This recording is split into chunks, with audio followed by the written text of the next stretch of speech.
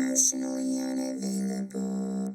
Welcome to Emotionally Unavailable, the podcast where we dive deep into the world of emotional availability and intimacy. I'm your host, Melissa Hepner, and I can't tell you how excited I am to have you join me on this journey of self-discovery and connection. Whether you're navigating the complexities of relationships or exploring your own emotional landscape, this podcast is here to inspire, empower, and entertain. So get cozy and let's explore the depths of human emotions together.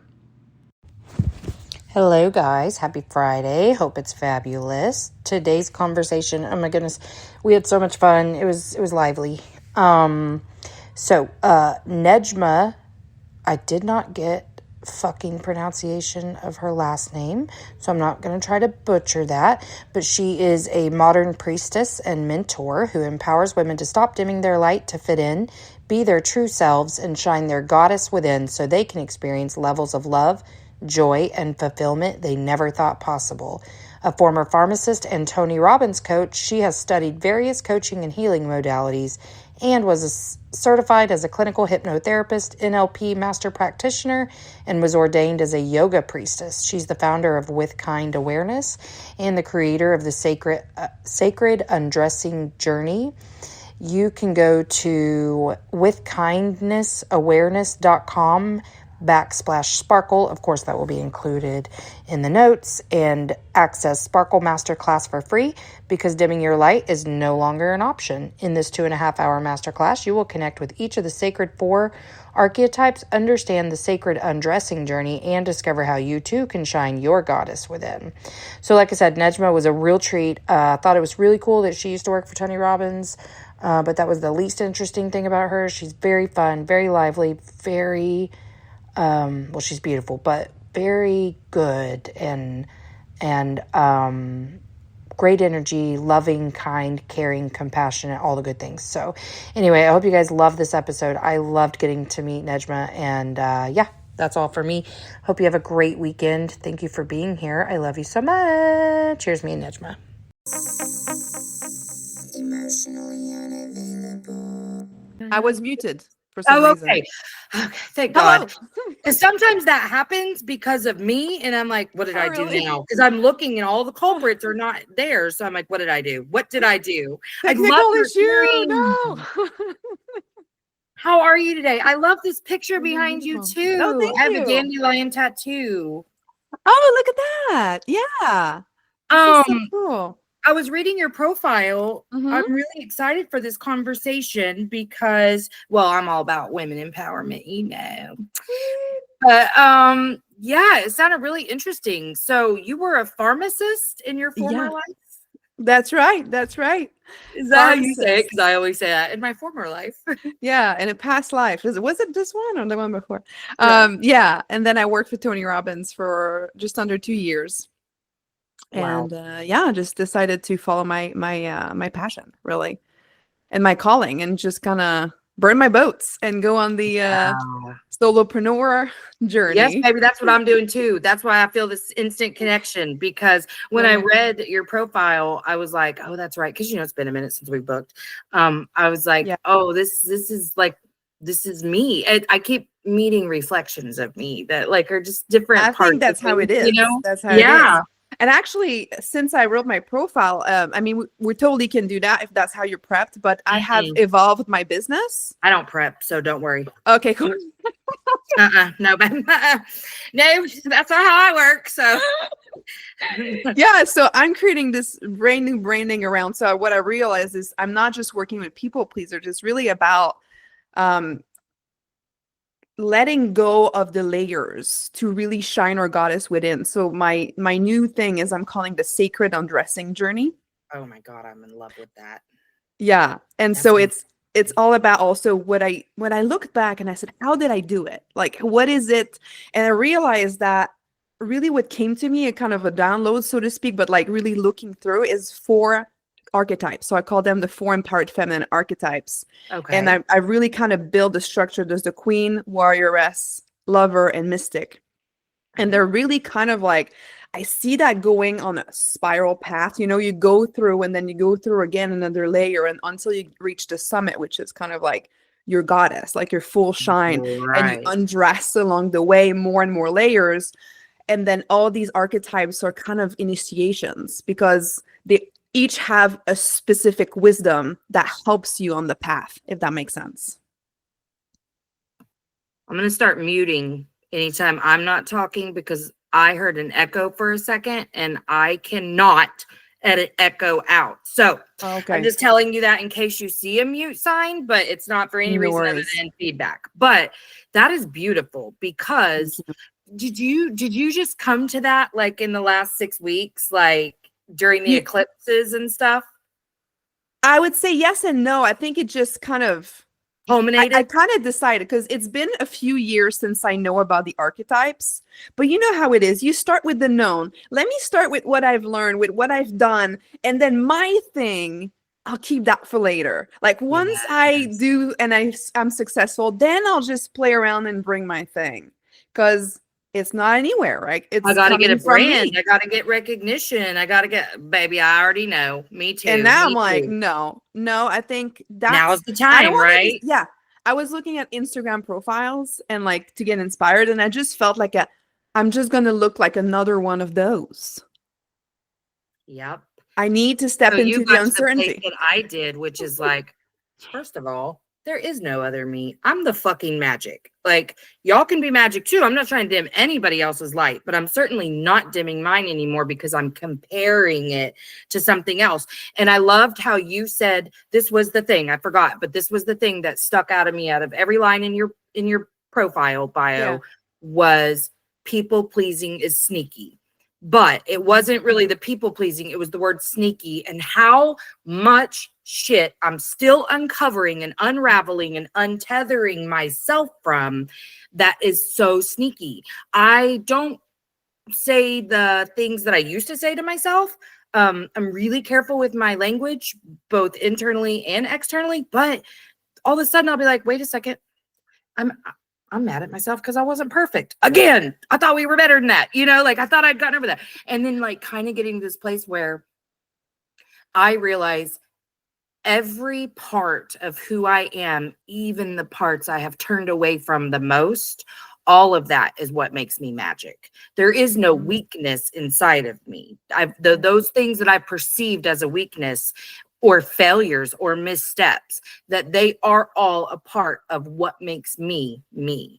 And I think that that is the part of the journey when everything shifts, when you get to that place where you're like, I'm already there. Like, I just have to believe that and embody that and move like that. I'm still in the moving like that phase, like Yeah. I'm trying to work up the nerve every day to do a fucking live TikTok. I'm scared to death of people on the internet that I Oh don't know. no, Melissa. Now I'm gonna challenge you to do that today.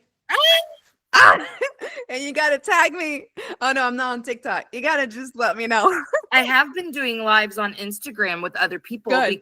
because I realized that this when I'm connecting with someone, that's where my true essence really shines. Yeah. And I've reckoned I did a human design thing with someone, and we just really broke down my particular human design and how that works best for me in business.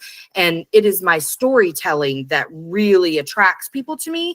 And I was like, oh my gosh, like I knew that, but we have this notion that we have to remain humble and whatever. And I was so afraid of people being like, she's full of herself. And I'm like, you're damn right I am. I am full of me and the love for me, instead of all those holes that were created in childhood, begging people to fill them up, and full of the expectations that I had for everyone around me and the expectations I felt or perceived that everyone around me had for me. Nobody did, but I had to be perfect and I wasn't meeting the mark. And yeah, I love that you're talking about this, but I will be honest. I had a spiritual awakening whenever I was going through healing, but the goddesses, I'm still learning. Like I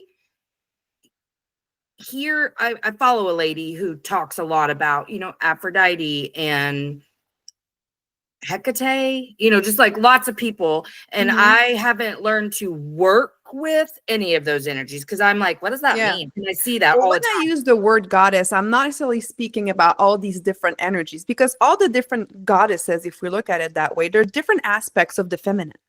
Mhm. Right? If we're just looking at even like Shakti or some of the Indian goddesses, the Greek goddess, Aphrodite is the goddess of love and wisdom, right? And they all have their energies, and then they can be used as a way to connect to like, hey, I'm feeling that this is my energy and I want to step more into that, or I want to tap into more of my warrioress. So maybe but when I sing shine your goddess within, I'm talking about your true self.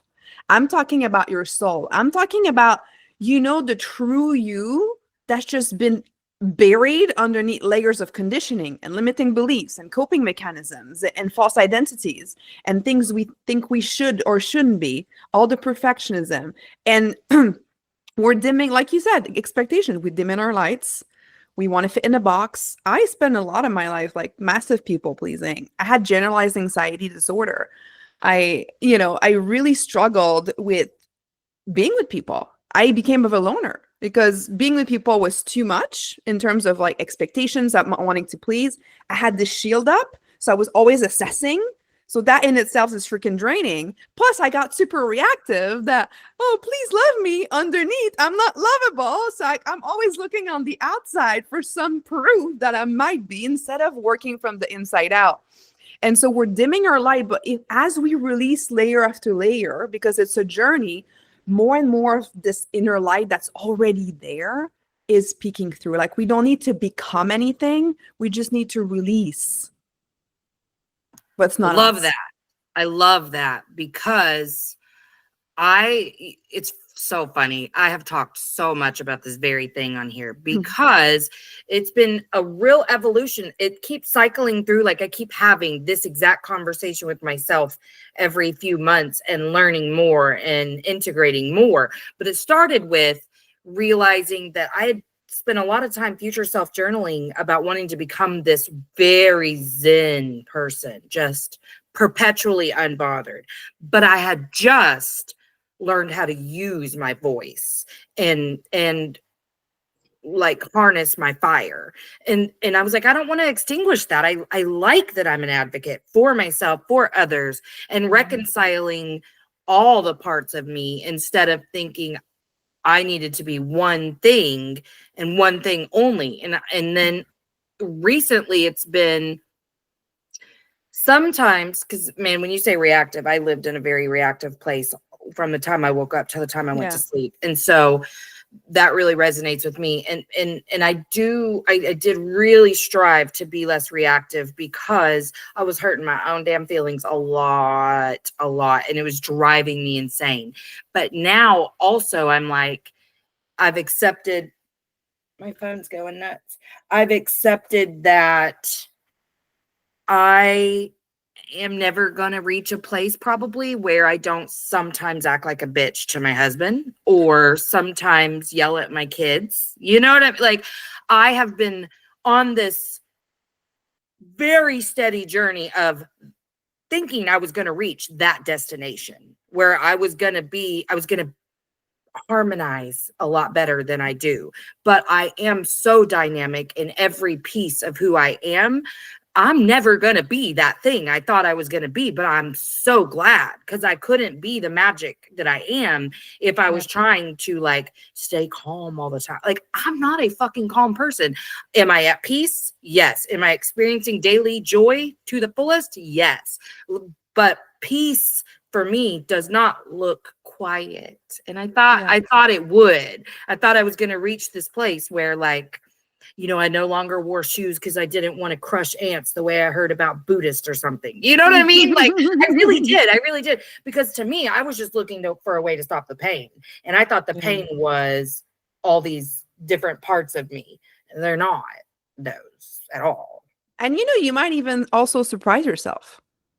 Sometimes we don't see, like in the moment, yes, you have fire. You're not going to tame the fire and become water suddenly, right?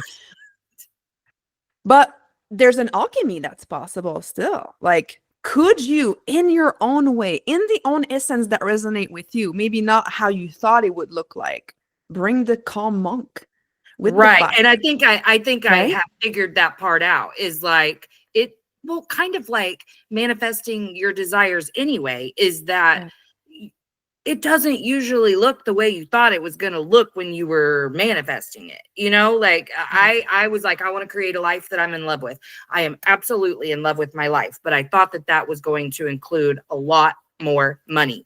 I do believe that more income is on the way, but like for this reality, I'm still in love with this life. I love Yeah. my life, but it doesn't look the way I thought it was going to when I was manifesting all those months ago, you know? But I realized for me, peace and zen just look different on the outside for me, but that I don't have to like be ashamed of that or not nurture these different parts of me. And I have just learned how to tend to each part of me when they are needing to be seen. Yeah, that's huge what you're saying. And that's why I call my business With Kind Awareness, because a lot of times when people are on the path, especially in the beginning, the awareness often becomes the weapon through which they hurt themselves. Like, oh, I should have known better. Now that I know this, I can't believe I went unconscious again. Oh, I learned that on this podcast, so on this course, so with my coach. Oh my gosh, and I did that again. I can't believe that, right? And then it's like, oh, I'm like this. Oh, that's bad. And then why didn't I find out before? But kindness in the process is so important, because I was telling my client the other day, it feels weird when we're thinking about, I want to improve certain aspects of me. So I'm looking to be a bit different than what I am right now. So in a way, it feels like what I'm right now is made wrong. But no, right? We need to be kind about where we're at. It's like, oh, awareness for like empowerment. Like, do you realize now you know it's in your control? And then, of course, you've done something over and over and over and over again for years, decades, and suddenly you learn it somewhere and it's going to change overnight. Like, is that even an expectation that makes sense? Right? For real. I always try to tell clients too, like, you are building a new road. And what I want you to think of is dirt when it gets wet and it's just a little bit wet and you drive over it, you see a tire imprint. You're going to have to drive over it a bunch of times for that to be a deep imprint. That's the same way that we are rewiring our brains, and it's not going to be overnight. But what is beautiful about our brains and this experience, at least it has been for me, the second I said, I want to work on that, then the next time it came up, my brain was like, very quietly, do you remember how you said you wanted to work on that? This might be a good opportunity to practice. You know, like I would be in the middle of some moment and then be like, oh, you're right. I did say I wanted to do this differently. And then I worked through it. But I mean, I didn't start from there, you know? Yeah. No, exactly. It's really about catching ourselves in the act. And at first, we might catch ourselves after the fact. And that's okay, because in that moment, like before, we were just completely oblivious to it.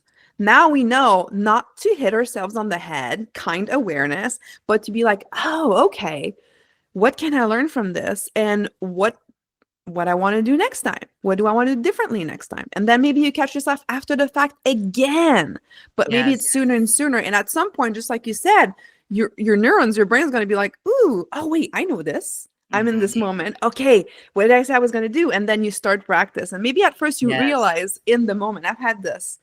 I'm pissed. I really want to stay unconscious because sometimes it feels good to be pissed, right? And I'm noticing, and I'm like, oh man, I really should drop this. And he means well and whatnot. And there have been times where I just didn't even listen to the wisdom and decided to stay pissed anyway, right? And then after. And that's just the human experience. But then I learn. And then from time to time, when I caught myself in the morning, I'm like, oh, this is like last time. And last time I decided to stay pissed. And after the case, it didn't really serve us. Okay. It's hard because I really want to continue to be pissed, but I'm just going to lay down the arms, take a breath. And then it became easier and easier and easier. Yeah, I talk a lot about in terms of kind of judging ourselves and like when clients get, because I mean, I'm a good therapist, you know? So like week 1, they're like, yes, okay, hope, direction, awesome. Week 2, great. Week 3, oh my gosh, I can't believe I even needed therapy. And then week 4 hits and they're like, this happened and I reacted like this and I know better and blah, blah, blah. And I'm like, are you judging your healing right now? Is that what you're doing? Like you're judging yourself because you thought you were supposed to now react perfectly for the rest of your life? No. And what's great is observing that in others helps me observe it in me. And to your other point, getting curious about why this is happening, what's coming up, looking at it instead of fully experiencing it in the moment really helps me to where I'm like, ooh, like I've gotten so attuned to my body that I'm like, I hate the way this feels. Let me go figure out why I'm so upset real quick. You know, like, why is this such a big deal? And then if it's a very big deal and I'm not wanting to just go in the trenches, I'm like, I surrender. What am I supposed to learn from this? Because I don't want this lesson anymore. Please. I don't fucking want this. Just please. Angels, Can I learn it and ever. move on? Yeah, Well, I love want to what you learn said. it and not go through it anymore. I love what you said just before that, because it's really, and that was the concept that really kind of blew my mind when I learned it. And it might not be the sexiest thing, but it actually is the sexiest thing with people is self-responsibility. Mhm. Like when I learned that, in my mind, I was a victim to people, places, and things, circumstances. Stuff was happening to me, and like, oh my gosh, I can't believe they said it that way. But if you have just said those words or in that You could tone, have put it softer. Yep, that was yeah, me. and trying to control the way I want people to react around me so I can feel happy. Uh-huh. But And that was self-responsibility, the only way to get happy too, was by controlling the way everybody else was exactly. behaving. Yep. And that's freaking exhausting. And that's why we become loners and we just That's why we ghost had no people. fucking friends, sis, because we couldn't Exactly. stand them because they weren't showing up the way we needed them to. Audience, Exactly. if you don't watch the video portion of this, I put that in fucking air quotes for a reason, because they were trying. I mean, granted, I'm going to say this. You probably, like me, surrounded yourself with a bunch of emotionally unavailable people because that's who you were. And that's the only level of like consciousness that could be reflected back at you in your energy if that's who you were at the time. I spent so many years truly believing I didn't know that I viewed myself as a victim. There's a reason that when people spoke about victim consciousness, I was super defensive and triggered. But Yeah. you know, I did not see myself as a victim at all. I didn't realize that's what I was doing. It was not until just a few weeks ago that piece even clicked into place where I was like, that's what that was. Like, I felt like everybody else was victimizing me because I don't like when you say it like that. This, like even holding my husband accountable. Oh God, I'm embarrassed to say this, but holding my husband accountable for the fact that I fucking hate asking for help. Like, I hate asking. Can you just offer? Well, So and you know what's serious. funny is that one time it's like, well, last time you said to do it like that. Well, yeah, but last time was different. This one is Yeah. this time. So it's almost like you should read my mind, and because there's I no thought rules. you should read my mind. Let's not play. But that's what we did also, and that's why it was so difficult. The people pleasing comes because we have this expectations, or maybe it's vice versa. The expectation is put on us, so we having it. So we are victims and perpetrators of this thing, right? Absolutely. And so It is a vicious self-responsibility cycle. really is the realm of the queen. And that's why, and there's other things in the queen too, like self-love, worth, self-leadership, but self-responsibility. And that's why I see it as the starting point of the journey, because everything else, expressing yourself, receiving love, being with people the way they are, having faith and surrender to your mission and all that. If you're triggered as F, and you're seeing yourself as at the effect of things, it's going to be really hard to undress the things. It's really hard to go and shine your goddess with him, because you just have that layer of like things happening to you, and you're always tending to your emotional crises. Oh God. And that's the place I lived in. Emotional crisis. Powered by all of the ways my brain could tell me I was failing the world was failing me, my interpersonal relationships never met my expectations, ever. And I realized even the other day, like, okay, part of the being so betrayed by my expectations not being met was because I set those standards of perfection for myself too. And I didn't meet them because it can't be perfect, but I did create a lot of shame around the fact that I couldn't be perfect, couldn't be a superhuman. So then, yeah, I'm going to hold you to that same standard, whether I'm able to meet it or not. You're supposed to try. Hello. Because I always talk about like us creating social contracts when we're running around loving the way that we want to be loved without communicating it to anyone or it being reasonable or unreasonable. We're like, to me, we were signing a contract in both of our blood that that's how it would be. If I loved you, you would love me and I would feel loved. I couldn't feel love. I didn't know what true love was. Like now I can't even listen to like love songs or anything, because to me, the only love that exists is the love you have for you. So when you cultivate that to the beauty that it's supposed to be, then you share that with other people who have that same love for themselves, and you can love others from that cup of love for you. It can spill over onto others. But I don't believe in like the romantic love. I mean, all of that was just dopamine and adrenaline for me, and serotonin, oxytocin, you know, but which is real stuff, but it is real. Yeah, those those chemicals are real. Don't play, but they're not love.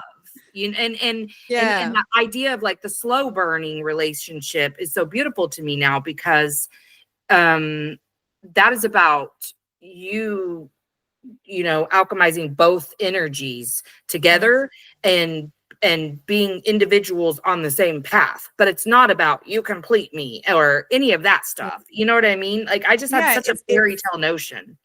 It's sad that we're not taught these things, like even just the difference between conditional and unconditional love.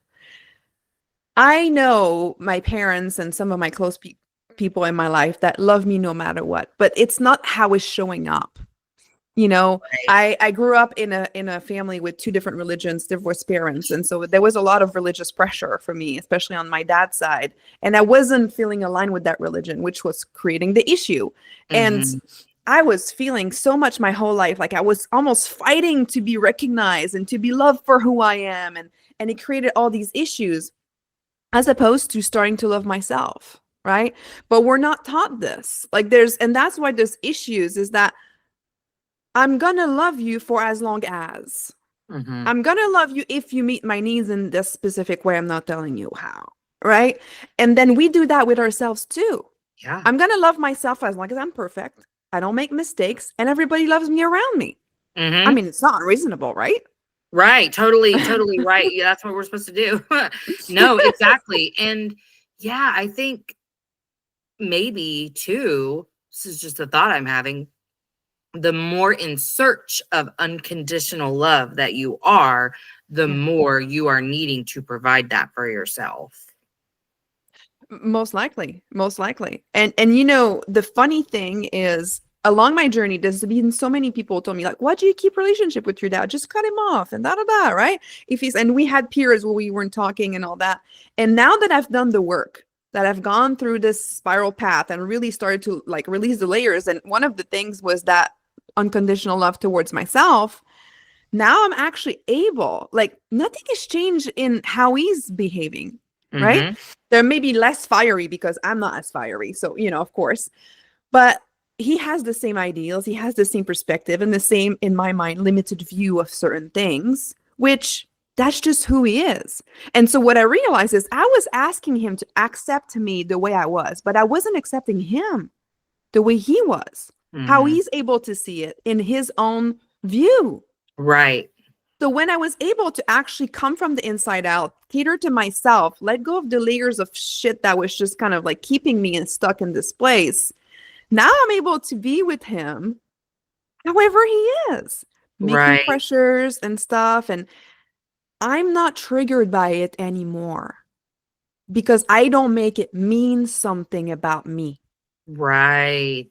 Yeah, I say that a lot. Nothing external of me changes the fact that I'm worthy and valuable. Like everything is internal. Are you able to have, because this is where I'm really struggling right now with people. Yeah. Is I can accept that, like, it won't go too deep into this, but you know, the political climate here is pretty crazy right now. And people who are very voicey about feeling differently than I do about a lot of things, it's hard for me because to me, I came to the way I feel about humanity through this spiritual awakening. And to me, people I know aren't as caring or loving or whatever as I feel like others are that view one thing or the other. And Mhm. I don't feel like I can meet people. Like, I know why people do what they do. I know it's not about me. I know it's not about anybody other Right. than them.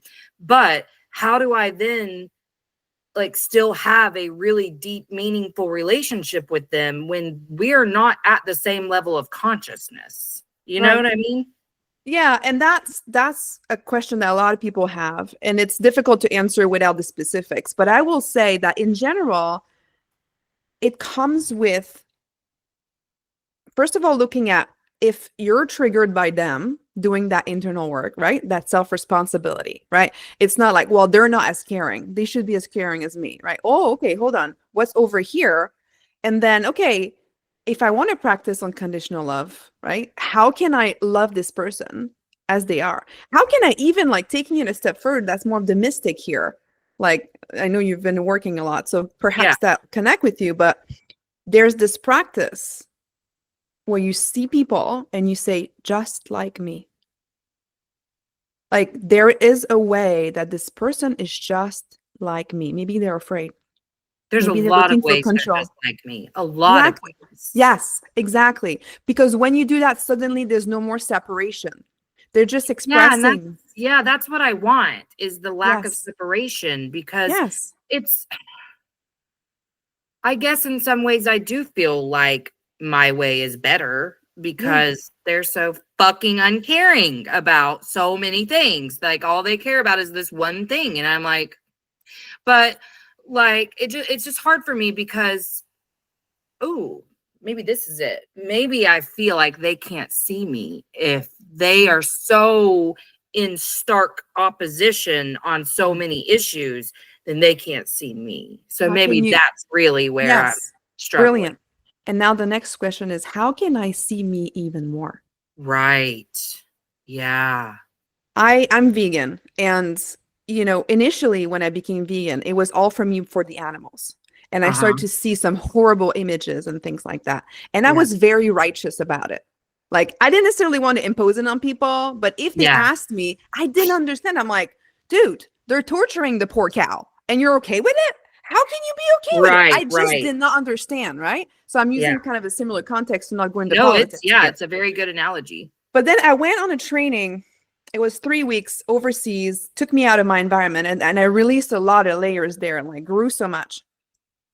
And I remember coming back in the plane and feeling a complete shift about it.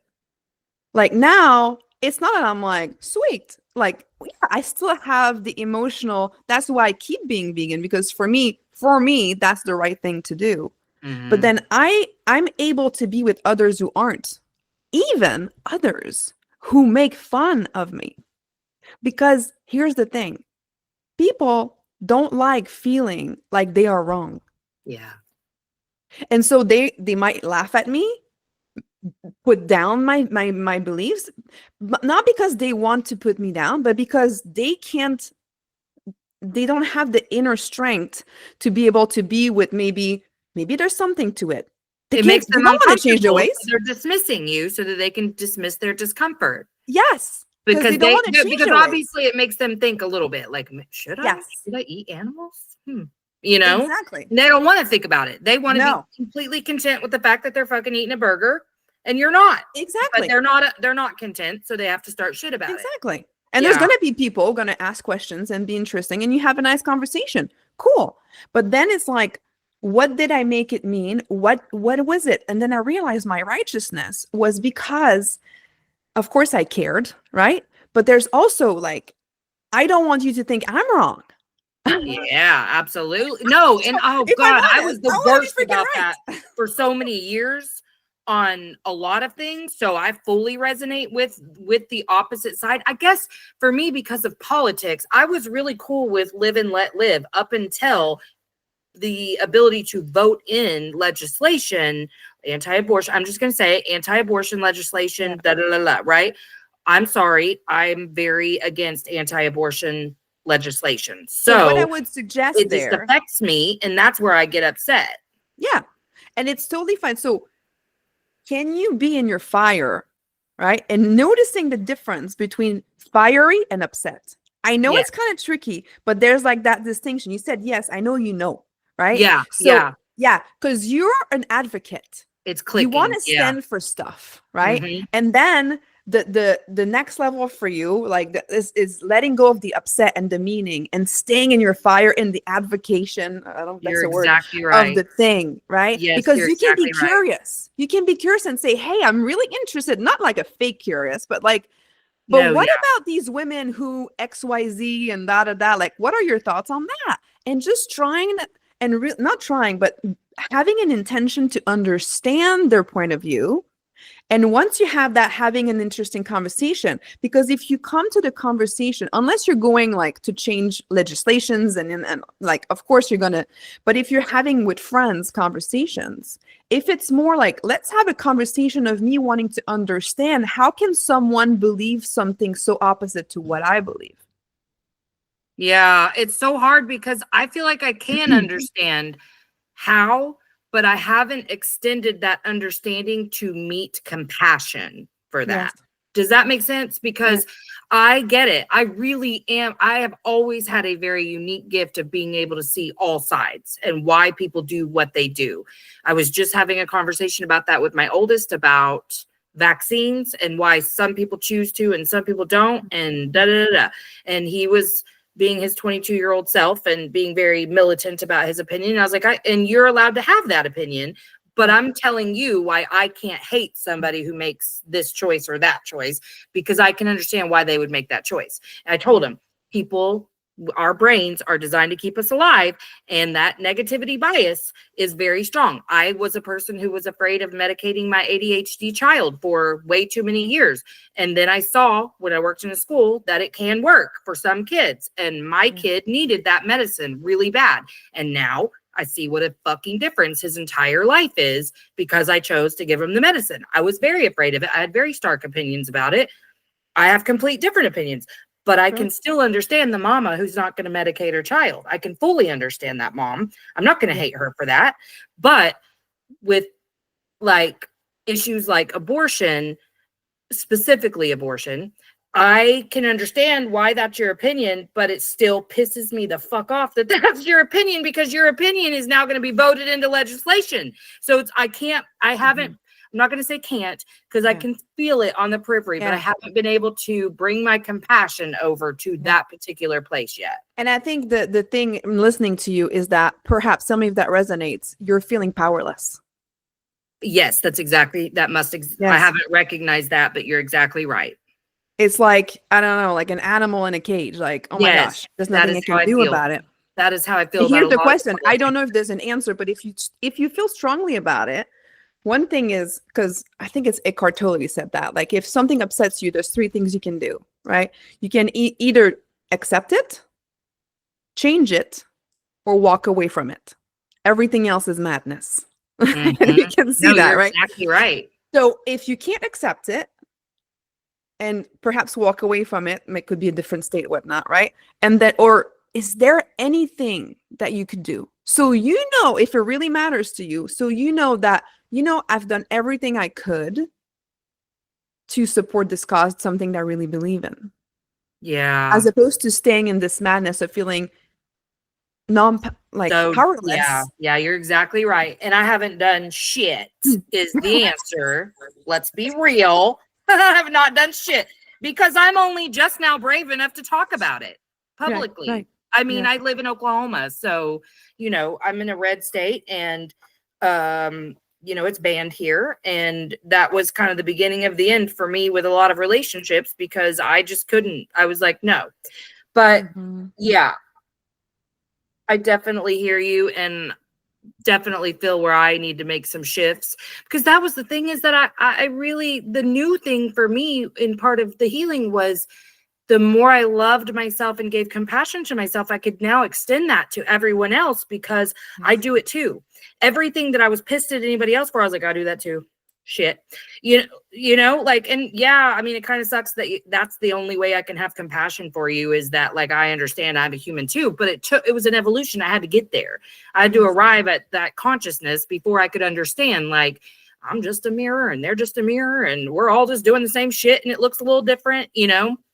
But I do want to work on my compassion for this particular piece, because I have said some really shitty stuff and I'm not proud of it. I don't want to be that person who's all militant and shitty to people, but they trigger my ass and then I react, and I don't want to be that person. I want to be so sure of the things that I believe in that it doesn't fucking matter what you believe in. Like, And I think that if, especially when something that matters so much to you like that, I think that the medicine, so to speak, is to feel like you've done something about it. Yeah. Because if you're just going against the wall, you're just going to get mad. Right. If I'm just fighting with people I already know, what is the point? Yes. But Yeah, I have to are find a way those to people advocate for actually this. making a difference? Mm-hmm. Right? So you're getting upset around these people because of this feeling of powerlessness. Mm-hmm.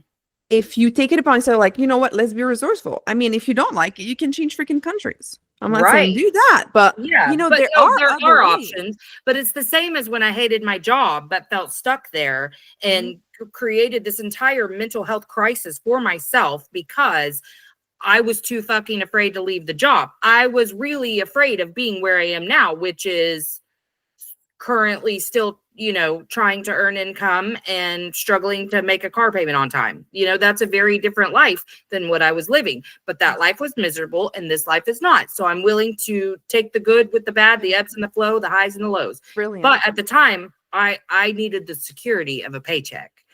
At least I felt like I did. So I was just stuck.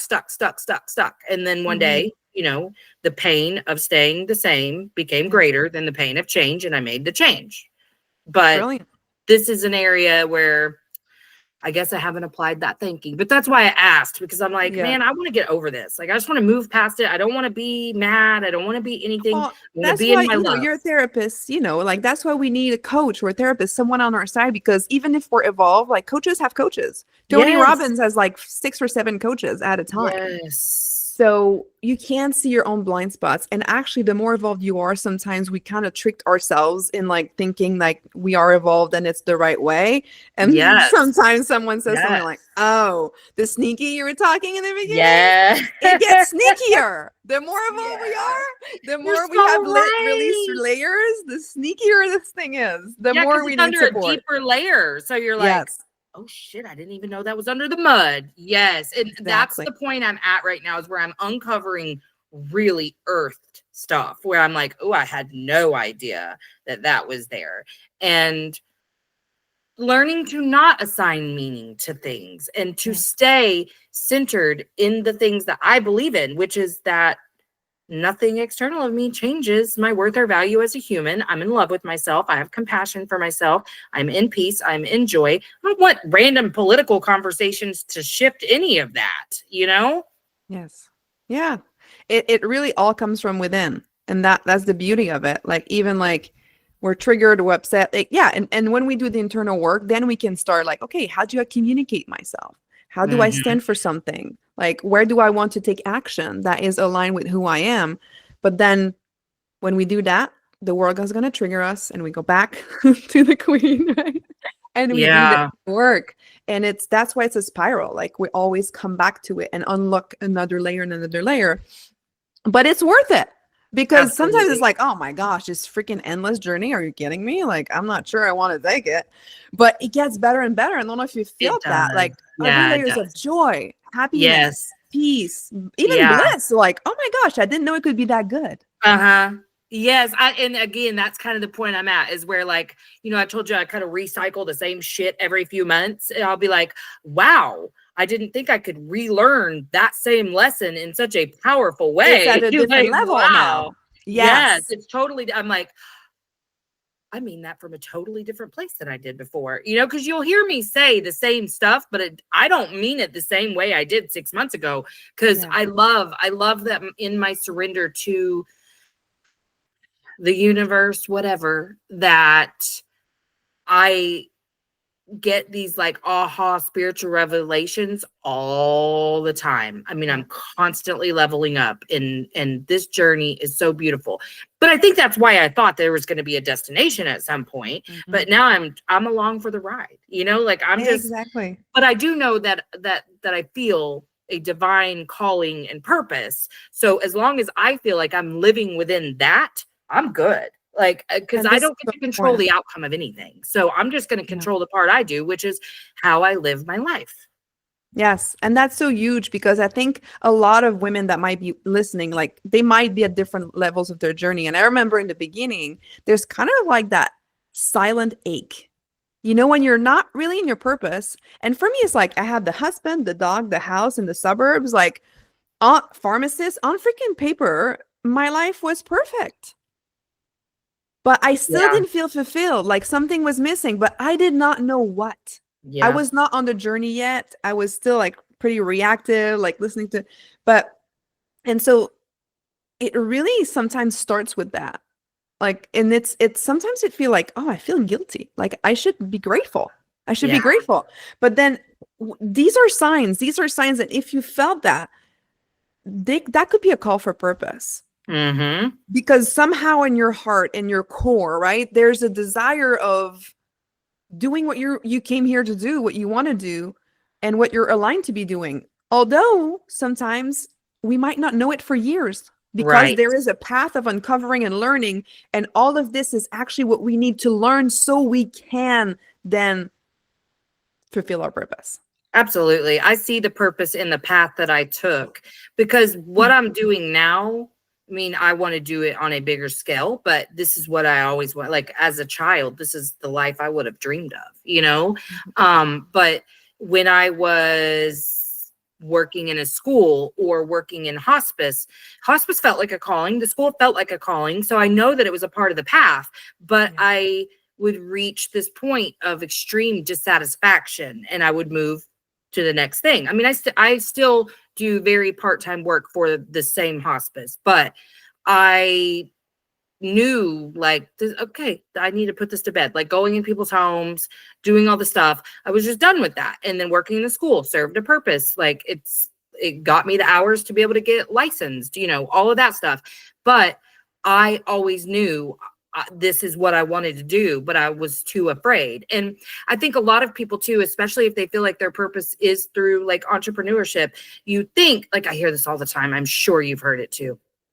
But these people are like, yeah, I just need to be able to go and get like investors or a loan, and then I can quit this job and start my purpose. And it's like, baby, you skipped about 800 steps. Like there are no shortcuts on this journey. Like I was talking to my kid about that the other day. Like if you try to cheat a consequence, the universe is going to balance that out because you're showing that you didn't learn the lesson and that you're not willing to do hard things to get to where you want to get to.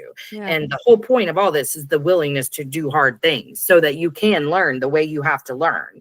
And I was surprised, but he heard me and he was like, okay, he just turned 18. But I was like, you can't skip steps. And that's what I feel like a lot of us are doing. We're trying to skip the scary part. Baby, the scary part's where all the good things happen. The good things come in the scary. Yes. And it is scary. And there is some difficult times. And that's why I think I'm biased here, but doing the inner work, one of the things that you get to uncover as well is coming home to yourself, meaning feeling safe within yourself. I say that all the time. And that's the thing, right? Because the scary stuff is not so scary if you got inner safety, right? If you know you're going to figure out no matter what, if you know like you're not going to die, right? And of course, I'm not talking about situations you could. Me. No, but it feels like this could kill me. It feels that way. Yes. It feels that way. Yeah, the nervous system does it. But there's just something, but for as long as we're focused on getting love, getting approval, getting whatever from the outside, and we're reactive to things and we're not really doing the inner work, it's going to be hard to feel safe in our bodies Mhm. because we're at the mercy of stuff. Yep. So doing this work To is also everything. exactly. So Yeah. doing this work is also coming home to yourself, feeling that safety, and then it becomes a lot easier. I remember when I started my business, even before I joined Tony Robbins, because joining Tony Robbins felt like, oh, I'm employed. Yeah. So yeah. yeah, I'm leaving my career, but ooh, I'm still safe in a freaking employment place, right? Mhm. And I learned so much. I'm glad I joined. But just before I joined Tony, like even thinking about my niche and what I have to offer, it's almost like my hand was stuck in some sort of like yucky liquid. I couldn't write. Like it was just like, oh my gosh, like even the idea of thinking like I could bring value, like Just on my own with the me, and things like, that oh my I gosh, like think. it's almost like I Yes. couldn't even write it down. It Yes. felt so painful. But then it starts to lift and you still like navigate this morass and the stickiness, and then you start Absolutely. coming out and releasing even more.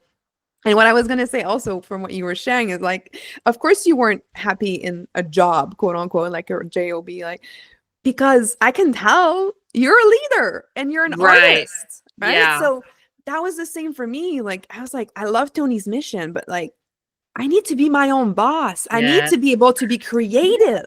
Yes. Like, I don't said want I to can't have a just boss do- anymore. I can't. I don't have respect for that role, and I'm gonna get fired if I ever tried to, because you can't tell me what to do anymore. I can't do it. Yeah, because you got a calling, like you Mhm. got something to do. And that's the thing. It's Yes. not because it's not okay, but it just doesn't fit for you. Like you want to be creative. You want to have other Yes. ideas. You want to bring to life things that come to you, be able to navigate things, have time freedom, financial freedom. Yeah, I So want to navigate. I'm gonna flow with the natural energetic cycles. I want to be able to exactly. take an easy day when I'm needing it. Yeah, all of those. Yes. I want to live by my design. Exactly. And that's the leader. And then that when you realize that after that, it's like, well, how do I step in my leadership? I need to lead myself first. Yeah. Right. And I need to start building the nervous system capacity to hold more. Yes. That's also part of the path, because at first we just got to wipe our own butt, right? Yep. Maybe we have kids, and then but when we start being a leader and starting to put out there's people look up to you. Can you hold people not liking you? Can you hold people seeing things and you, like, if you think about the queen in her realm, I mean, we've seen that in movies like The Bad Queen. Oh, increase our taxes. The peasant said that. Da da da. Off with Like, their cut his heads. head. You know, the reactive queen that hasn't done inner work ain't good for the realm. Nah, she's scary. She's scary. Exactly. So stepping in the leadership, sometimes it feels that way. We feel stuck as we're like, I want to be more. I want to express more. I want to lead something. I don't know what, but I feel the desire. And it's like, great. But then the journey helps you not only step into that, but also being able to actually embrace that role, because it takes something to be a leader. Yeah, and that is quite the path, a lot of unraveling, because I mean, I talk about this a lot about how when I first started this podcast, well, I was afraid to be too serious. I was afraid of serious conversations, even though that is the kind of conversation I live to have. This type of connection breeds life within me, you know, and I was just trying to, you know, keep it breezy because I was afraid of how I would be perceived. And then I was afraid to talk about astrology because I didn't want people to be like, oh, I can't listen to her. And then I was afraid to talk about deconstructing from religion. And then I was afraid to talk about spirituality. And I have evolved and been like, you know what? I'd rather have a small listening base and grow it into a bunch of people who are aligned with me than to pretend to be anything that I'm not, or anything, you know, more than I am. I want to be me, whatever that looks like. And of course I uncover stuff a lot. So like the show changes all the time, but I'm not going to be afraid of consequences. I mean, and it really does just come from living in such a conservative place that, I mean, anywhere in Oklahoma with religion is very fundamentalist. That's just how it is. Even if they're non-denominational, they're fundamentalist. It doesn't matter. So I was afraid of those people. Cancel culture is real. And I didn't want to be canceled before I even got started because I was talking about stuff. But then the more myself I am and the more I attract those people, the more I realize I was afraid for nothing. There are so many people like me out there, even in Oklahoma, you know, but they couldn't find me because I was hiding. So now I And don't. that is the sacred undressing. You just said it. It's like, I want to be me. And then there's the illusion at first. And I remember saying that so many times. I just want to be me and love for who I am. Mhm. But what I didn't realize is that it's not possible that everybody love you. You don't love everybody. Right. And people get triggered. They might see parts in you that they have rejected in themselves. Absolutely. Right. And so Just like we really, did. just like we did. Like I did I mean, I probably still do it. Like it's a journey, right? Me too. Exactly. Yeah, obviously, I just spent 20 minutes asking you how to not hate people who vote differently than me. So There you I do go. it too. There you go. But then it starts that way. It starts with the aching. Like, I want to be me. I want to just be me. And then you've been on that journey. And then you get to a point where you realize I can be me and attract the people who are going to vibe with me and is going to repel the people who don't. And then Right. I'm also, as a leader, being able to hold all the people, the one that like me, the one that don't, the one that are neutral, all of that, because I love me Yeah. and I am me. Yes. Yes, and the more love that you can cultivate for the me, the Mhm. less you even question what anybody else thinks about you or feel. Like Mhm. now, most of the time, I mean, you can give me some PMS and I'm gonna overthink some stuff, but most of the time, I really am just like, if you come into my energy, it's usually for a reason. And so, like, I asked the universe a long time ago, before I made my first Threads post, even, like, send me who's meant for me, because Mhm. I'm ready for community and I don't know how to find that. And so the show really gives me that, because people responded in masses on Threads when I was like, hey, I'm just looking for people to vibe, so if you want to come and vibe and tell me your story and whatever. And it has evolved into this place where mostly people like you are here, like, where we talk a lot of spirituality. And now I am at a place where luckily I don't say no to very many people at all about coming on, because I feel like if you asked, it was for a reason. But if there's a slight, like, off thing now, I am in a place of privilege now with guests to be able to say no, because I am trying to gear it more towards this stuff. I don't Yeah. like, I love that people are doing what they do, but if they can't tell me how they got there, if they're not, like, willing to be raw about Yeah. their current struggles, because the product that you're selling is going to sell itself when you're just talking about real life shit, but, like, if your whole focus is, I want to have a conversation around this, I'm not here for that anymore. Like, I want to talk about real life shit. I'm with you on this. I go live on my Instagram with Kind Awareness, like, I don't know, 5 times a week. And I just share about my journey. I share honestly. I give some tips and different things, but it's so important to me. That's why I said, well, me too. Like, I'm still uncovering that, because I feel like, not to their fault, sometimes, like, the great spiritual leaders or coaches are telling you because they want to tell you what's possible. So they're Yes. showing you where they're at. But then sometimes it feels like there's such a difference between where I'm at and what they are. That pedestal that we put them on. Yep. Yeah, and they didn't necessarily intend to do that. No, right? not at Some all. do, but some don't. And Yeah. and then it's like, wow, hold on. Like, I want to be real and raw.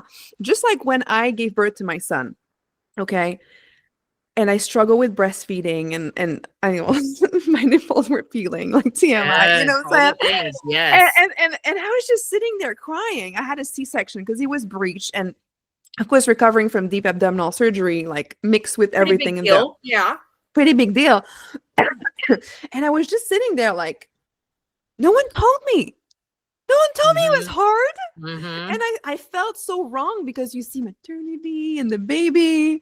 And when I said to my son's dad, I was like, we had a good life, didn't we? Wait, and he's like, when it's not over, but it's gonna be the same. Like, I just felt like, what have we done? Yes. That first week, I was like, oh my Oh my goodness. God, I know. Yes. And then there was a girlfriend that had a baby not too long ago call me and shared that how she felt exactly how I felt. And I was like, oh, so it's normal. Yes. Everybody goes through that. Yeah, It's but they're not not sharing easy. that part. Yes. Exactly. And that's why That for me is it was why so I tell important. about my financial struggles through entrepreneurship. That's Mhm. why every day I get a little more bold and loud about authenticity on here. Like Yeah. whatever my struggle is, if it's finances, if it's self-worth, whatever that day's struggle is, I'm going to be honest because first of all, I don't want people ever to put me on a pedestal because you're going to be so sad when I fucking fall off of it because I'm a human and I make a lot of mistakes. Don't put me up I there just adore to knock you. me off, you know? But also, people look to you and they go, well, I should be able to do that. She did that. Well, I didn't do it without a lot of bullshit, you know? Yeah. And there's still bullshit that I deal with all the time. Yes. People not paying me on time. I literally have only made one on-time car payment in the last year since I started the show. Mhm. So, you know, Yeah. like that's how my life looks. Yeah. But it is what it is because, like you said, I know I'm going to be fine. I do. Ultimately, I have a knowing everything's fine. I know that I'm going to reach the financial success that I want to reach. I have zero doubt about that. Sometimes in a moment of hormones or whatever, I will be like, oh, fuck it all, blah, blah. And I'm like, get Yes. up, bitch. You know that you're just lying to yourself. Go get off your pity port. You know, like just go do your thing. But Yes. I'm loud. You know, I have human moments. It's okay. We're And human. I don't want to lie about it. I want people to Yes. know it is hard, but pick your hard because your current life is very hard too. Yes. And that, I love that. I adore you. You're just, I love your fire. Like last week, I hurt my back and I utilized that to start teaching about choosing happiness because I felt myself like I could have gone like, oh my gosh, now that I want to lose weight and I'm picking up my exercise and now my body, and I could have gained all these stories. So I used that to kind of share, but I also shared and I cried this morning. I freaking cried. And I was like, Yep. no.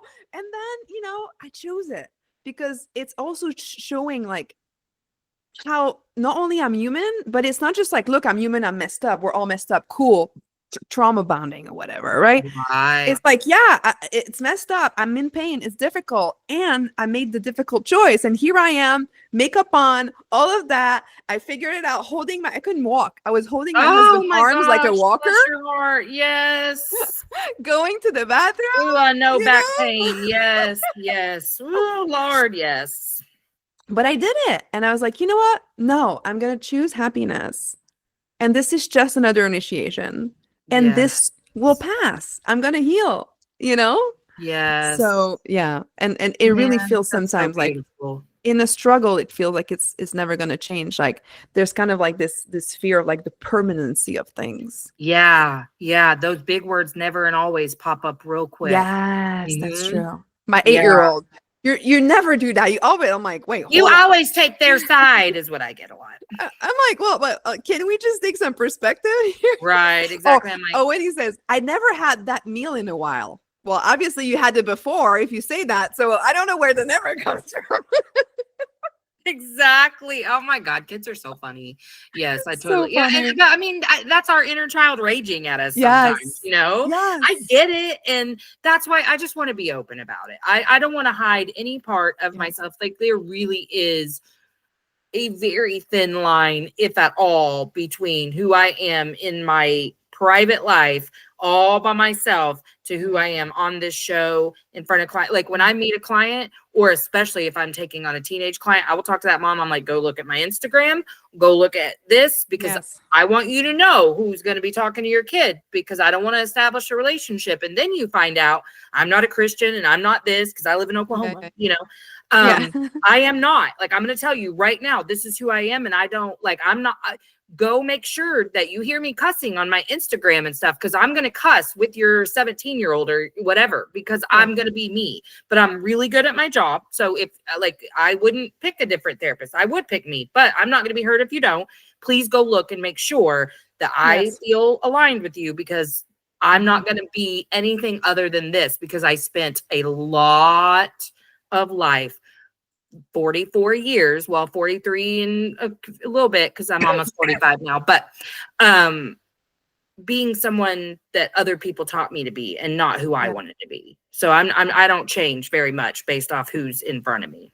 And that's huge, because when I say shine your goddess within, it might feel like, oh, love and light and like the perfection and stuff. But you said it before, right? All the different goddesses. There's Mhm. some goddesses that bring some wrath, right? So They showed up. They showed up. you know what I'm saying? No, So it's yeah. like being your full goddess doesn't mean like you're all perfect and levitating atop a mountain. Right. It means you're fully you, you're unleashed. And that doesn't mean you're just also like wrathy and angry. No, that's not the goddess. That's a layer of coping, right? Right. But you are all the rainbows. When we said earlier, when we experience levels of joy and bliss and happiness like never before, I also feel that I can, tell me if you resonate, I can feel sadness and anger and at other levels too. Like there's Oh, a yeah. whole rainbow of emotions. But the Yes. difference is it doesn't take over my life like it used to. It doesn't would take me be a like week. days. Yes. I'm back. Yes. Yeah. No, like, this is hours. I'll process and be like, bitch, what are we doing? Get up. What are you doing? yes. But I remember saying this on the show one time that I had just kind of learned how to get out of my masculine and into my feminine. Mm, And so I said, and then I got into I'm not going to say masculine, I'm going to call it my dark feminine, because I was in a place of advocating for myself, but that wasn't masculine. It was a different part of me, but it Yeah. was my feminine. It was a different archetype, but I felt it very important to stand up a little taller and be yes. like, no. That's a warrioress right Yes, there. exactly. Yes. Yes. It's very much a part of the feminine. The feminine is chaotic, is dark, is Absolutely. yes. I used to be very masculine too, and I think a lot of women are and don't even know. are Don't even awakening know. more and more. I mean, yes, most of them don't even know, but there's so many people out there doing this type of work of helping women step more and more into their feminine. Yes. And it's so important because we're not meant for I remember keeping so much structure for myself and pushing really and all of that. I remember even when I was in my early 30s, I saw a psychologist for a few sessions about my childhood stuff. And I was recently married. And I was like, I don't know how I come to the subject, but I'm like, how often do you wash windows and walls? Because I needed to know the rules so I can be a good wife. Yeah. Right?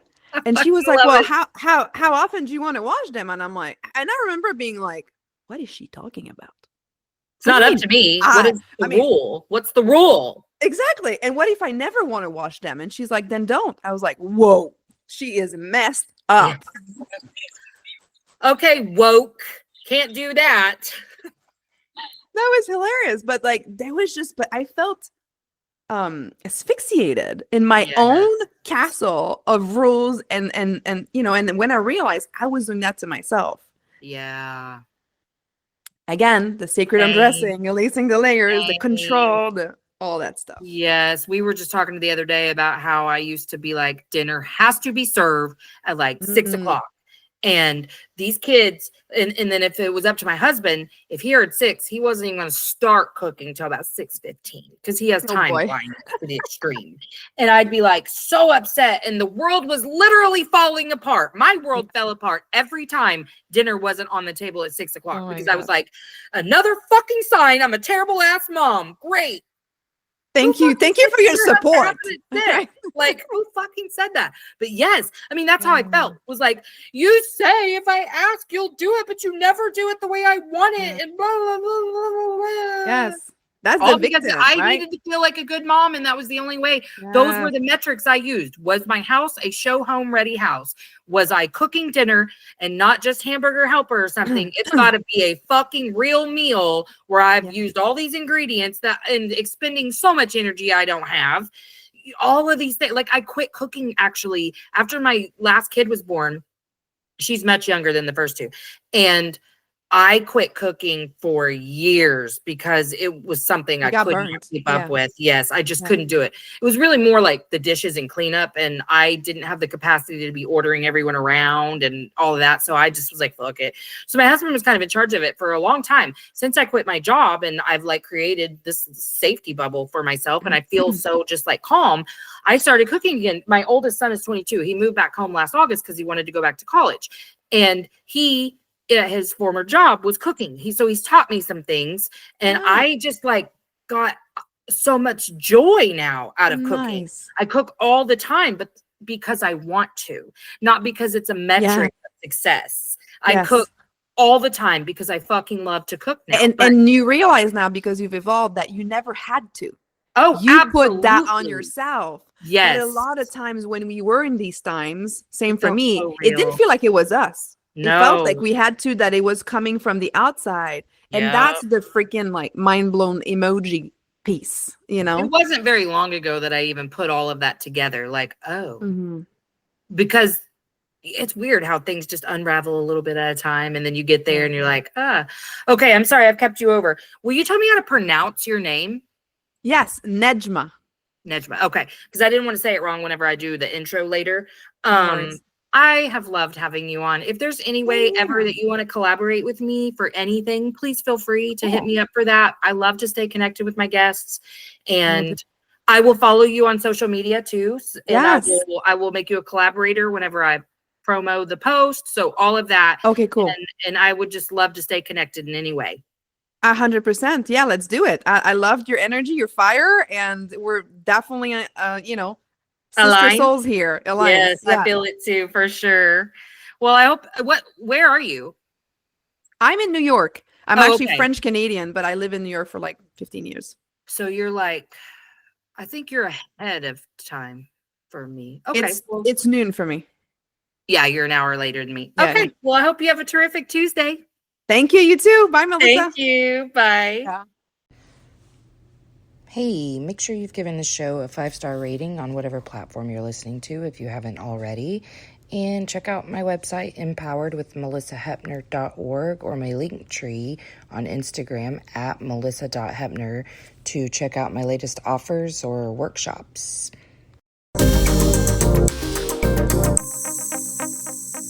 Emotionally unavailable. Emotionally unavailable. INDEPE and cut.